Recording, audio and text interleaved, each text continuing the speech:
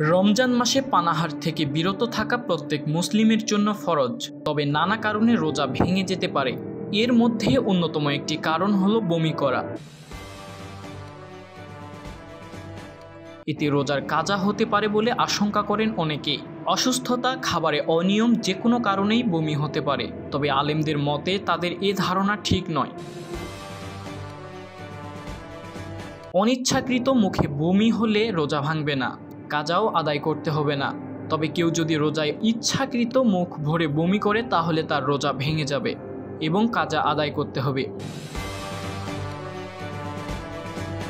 হযরত আবু হুরায়রা রাদিয়াল্লাহু তাআলা আনহু থেকে বর্ণিত, রাসূলুল্লাহ সাল্লাল্লাহু আলাইহি ওয়াসাল্লাম বলেন, যার অনিচ্ছাকৃত বমি হয়ে যায় তার কাজা আদায় করতে হবে না, অর্থাৎ তার রোজা ভাঙবে না।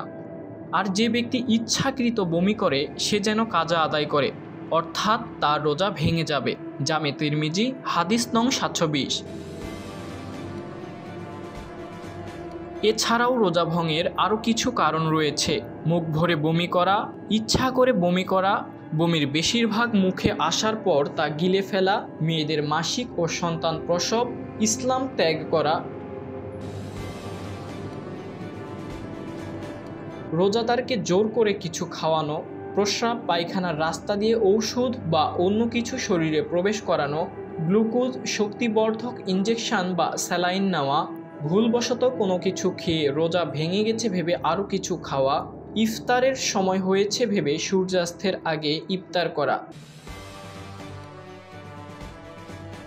বৃষ্টির পানি মুখে পড়ার পর তা খেয়ে ফেলা, কান বা নাক দিয়ে ঔষধ প্রবেশ করানো, দাঁতের ফাঁক থেকে ছোলা পরিমাণ কোনো কিছু বের করে খাওয়া ইত্যাদি।